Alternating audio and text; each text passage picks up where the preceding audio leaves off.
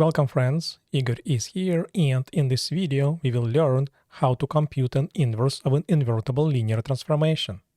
In this lesson we will check that a sample linear transformation is invertible and then compute its inverse. Let's get started. Let's consider the following linear transformation that goes from the vector space of polynomials of degree at most 3 into the vector space of matrices of size 2 by 2. To check if this linear transformation is invertible, first you take a look at the dimensions of the domain and codomain. In the last video we proved that a linear transformation cannot be invertible if the dimensions of the domain and codomain do not match. In this case, they do match. The dimension of P3 is 4 and the dimension of M22 is 4. This means this transformation can possibly be invertible. Also, in one of the earlier videos we proved that a linear transformation is invertible if and only if it is injective and surjective. Therefore, to show that this linear transformation is invertible, we will check that it is injective and that it is surjective. To do this, we will compute the kernel and range of this linear transformation. The kernel consists of those inputs from the domain which go to the zero vector under this linear transformation. The domain is polynomials of degree at most 3, so a typical input of a linear transformation is a polynomial of degree 3. We know what this linear transformation does to a polynomial. It becomes this 2 by 2 matrix. Also, the zero vector is a vector in a codomain, which is 2 by 2 matrices, and the zero vector in the vector space of matrices is the zero matrix. We have this equality of 2 by 2 matrices, and matrices are equal when they have identical entries. Therefore, this equality of matrices results in a system of 4 linear equations in the variables a, b, c, and d. This is a homogeneous linear system, and if you write its coefficient matrix, you can quickly check that it is non-singular. Therefore, this linear system has only the trivial solution, but the solutions of this linear system correspond to the input polynomials that are members of the kernel. It follows that the kernel of T is trivial, it includes only the zero vector, and this means that the linear transformation is injective. Here's an interesting observation. Knowing this, we automatically know that the range of the linear transformation is the entire codomain. Let me explain why. In one of the earlier videos we proved that the rank plus nullity of a linear transformation is equal to the dimension of its domain. The rank is the dimension of the range and the nullity is the dimension of the kernel. We just discovered that the kernel is the trivial vector space. It includes only the zero vector, and the dimension of this vector space is equal to 0. Therefore, the dimension of the range plus the dimension of the kernel is equal to the dimension of the range. Also, the dimension of the vector space P3 is equal to 4.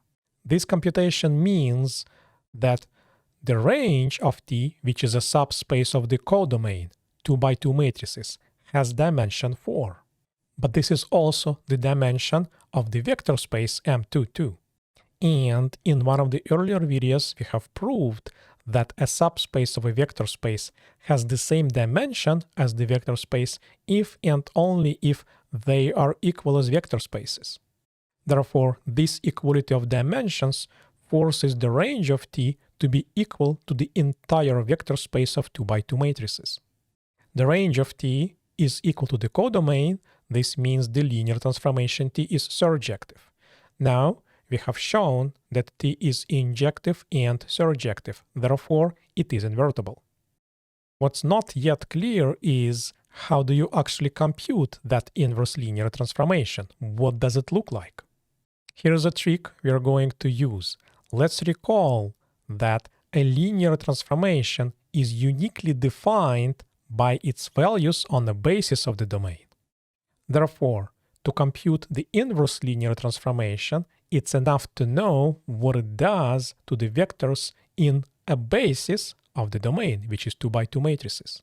We can pick any basis, so let's choose this nice basis which consists of these 4 matrices. And let's figure out what the inverse linear transformation does to each of these four matrices. The inverse linear transformation goes from matrices to the polynomials, and therefore the value of the inverse of t on this matrix is some kind of polynomial. Our goal is to figure out what the coefficients a, b, c, and d are. Here's how we are going to go about this. Let's apply the linear transformation t to both sides of this equation. Then on the left-hand side, t and t inverse will cancel out, and on the right-hand side, we will have t applied to this unknown polynomial. But the advantage of rewriting the original equation in this form is we know what t does to polynomials. We get this equality of 2 by 2 matrices, and this equality is equivalent to the linear system in 4 linear equations and 4 variables a, b, c, and d. We know how to solve linear systems. We construct the augmented matrix of this linear system, and we find its reduced row echelon form. There is a unique solution, and we know the values of a, b, c, and d. Therefore, we know what inverse of t does to the first matrix in the basis B. Let's repeat this process for the second matrix in the basis B. Again, we're looking for the polynomial value. We don't know what it is, but to figure out the values of a, b, c, and d, we apply t to both sides of this equation, and this reduces the original equation into the equation of 2 by 2 matrices. This equality becomes a linear system, and we can solve this linear system. We construct the augmented matrix, then we reduce this augmented matrix, and we see that again there is a unique solution. Therefore, we have figured out the value of t inverse on the second matrix in the basis. Let's rinse and repeat. We take the third matrix in the basis, then we apply t to both sides of the equation to get an equality of 2 matrices.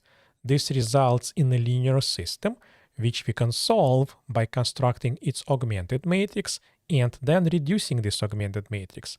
We see again there is a unique solution, so we know the values of the coefficients, and therefore we know the polynomial value of t inverse on the third matrix in the basis. It remains to do this for the last, fourth matrix in the basis. Again, we get equality of 2 matrices. This results in a linear system, which we can solve by constructing its augmented matrix and reducing this augmented matrix. There is a unique solution, so we know the values of a, b, c, and d, and we have established the value of t inverse on the fourth matrix in the basis. Here is a summary of our 4 computations. Now, knowing these 4 values allows us to determine the value of t inverse on any possible input. Let me explain why. We would like to be able to compute the values of t inverse on any input which is a generic 2 by 2 matrix with entries a, b, c, and d. First, we represent this matrix as a linear combination of the matrices in the given basis. And one advantage of choosing that nice basis is that it is easy to find these linear combination presentations. Then we are going to use the fact that linear transformations respect linear combinations. But now you see, we know these 4 fixed values, and it only remains to simplify this expression to obtain the polynomial value on this generic input. This now is the formula for the inverse of t. In one of the previous videos, we already checked that this linear transformation is indeed the inverse for t. But in that video, I pulled this transformation as a rabbit out of a hat. I did not explain how to obtain this inverse linear transformation. But now you have seen this process. Here is a bonus for those who survived until this point. The domain of the inverse is a vector space of dimension 4. Therefore, its basis consists of 4 vectors. So, to compute each of those values, we had to solve 4 linear systems. But now, let me put all those 4 augmented matrices together. Do you see that they have the same coefficient matrix and they only differ in the vector of constants? Also, each of these linear systems had a unique solution because the coefficient matrix was non-singular. But now, do you see a more efficient approach to this problem?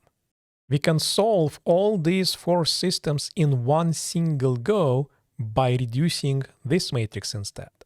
The four rightmost columns in the reduced matrix are the solutions of the four original linear systems. I wonder, did I see this kind of computation somewhere before?